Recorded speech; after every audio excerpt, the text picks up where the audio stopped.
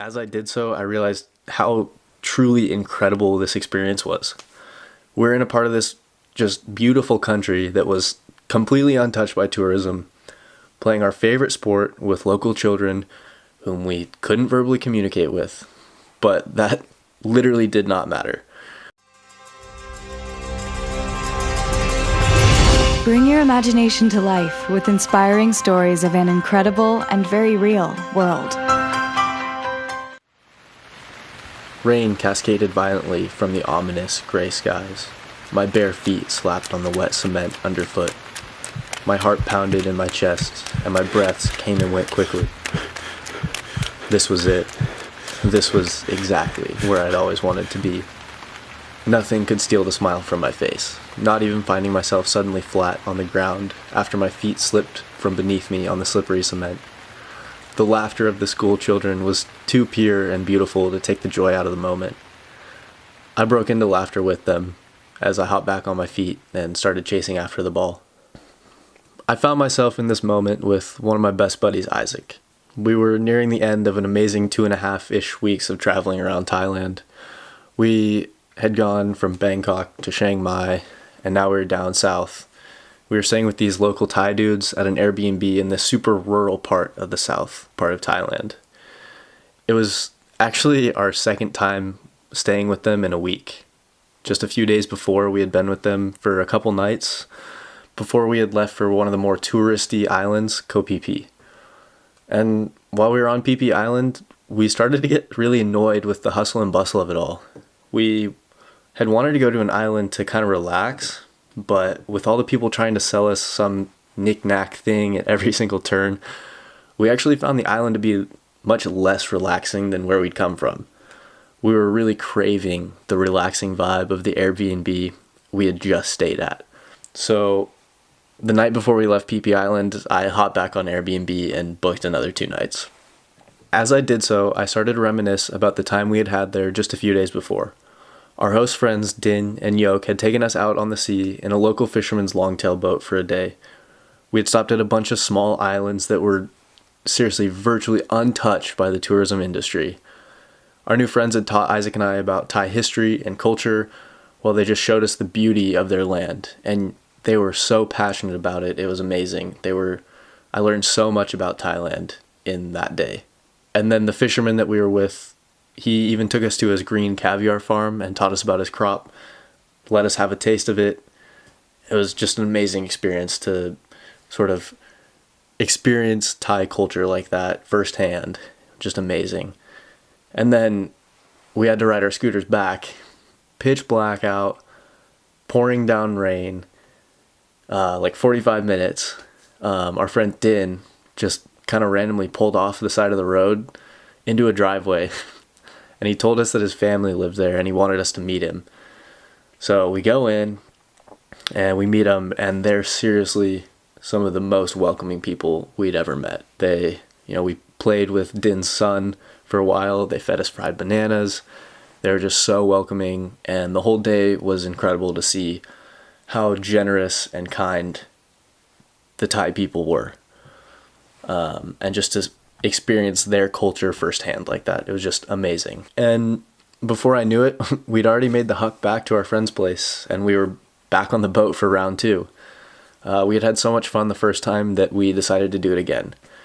We expected a day that was pretty similar to the first boat trip we did, but what ended up happening was so much more. This massive gray wall of clouds began closing in on us, and rain started to fall, and the waves got bigger and bigger, and we raced to the nearest island, which we had learned the day before, or not the day before, but the last time we were on the boat, was the only inhabited island in the area. We docked the boat and weatherproofed it. I say weatherproof in air quotes because it was, we put up some crappy old tarps with holes in them. And then we headed to land with our friend Yoke. The island was super remote, obviously, the only inhabited one in the area, and very rural. Yoke told us there were no cars on the island, just scooters. Some people had turned their scooters into tuk-tuks, which we actually got to see firsthand. We were passing this guy, and it looked like his scooter wouldn't start up. His tuk-tuk scooter wouldn't start up. So we helped him push it up the hill to where he was trying to go. Pretty cool to help out a local like that. He was super thankful for it.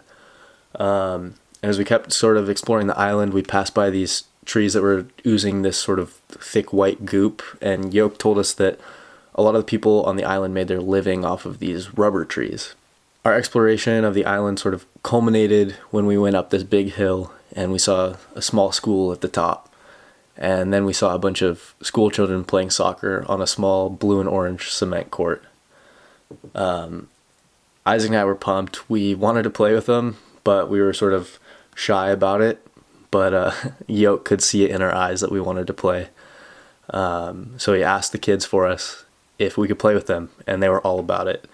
So Isaac and I each joined a team, and we actually got off to a bit of a rocky start. We had almost no means of verbal communication with the kids, which made it really hard to decipher who was on which team.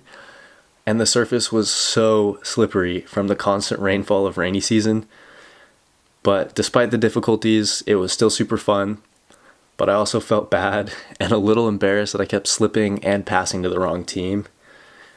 As we kept playing though, we kind of got into the groove of things and started to play better. But the slipping seemed impossible to stop. I swear, these kids, they had adapted to the surface, and Isaac and I just couldn't figure it out. And the kids kept laughing at us, but it was still a blast. And I found myself flat on my butt, but it was so much fun that I broke into laughter with them as I hopped back on my feet and chased after the ball. And as I did so, I realized how truly incredible this experience was. We're in a part of this just beautiful country that was completely untouched by tourism, playing our favorite sport with local children whom we couldn't verbally communicate with, but that literally did not matter. The language of the beautiful game spoke for itself. The pure joy that emitted from every person on that court was absolutely magical and will never be matched in my lifetime. Yoke told us as we left that the kids asked if we would be back the next day, and sadly we wouldn't be. We would actually be heading back to Kabi to fly out the next day. But being able to connect with these kids who really seemed so different from myself and Isaac at first glance through a game like soccer made me realize that we aren't all so different after all. This is an experience that I look back to often, and it makes me remember to find the beauty in everything. It reminds me to push myself to be uncomfortable, because doing these things often leads to some of the most fulfilling experiences imaginable. This experience pushed me out of my comfort zone in that I was nervous to engage with them at the start, and once we began, I felt kind of bad and embarrassed. But when I put the differences aside and put into perspective the situation, I was able to realize that cultural differences aren't something that we should see as boundaries, but as something to see as challenges to overcome, to find a common ground, a connection, some kind of understanding. Even though Isaac and I and the kids weren't able to communicate, that didn't stop us from engaging and interacting with them. We could find a common ground, a way to connect that truly overpowered our differences. And through the beautiful game, we were able to make a connection with these children that was so strong and fulfilling and beautiful, and one that I'll never forget. I think that if this was something that people did on a regular basis, the world would be a much better place for it. Thank you for joining us on another audio adventure right here at Wandertale, the travel podcast community. Subscribe to our channel to stay tuned for more travel stories from around the world and share tales with the open-minded, the brave, and the curious.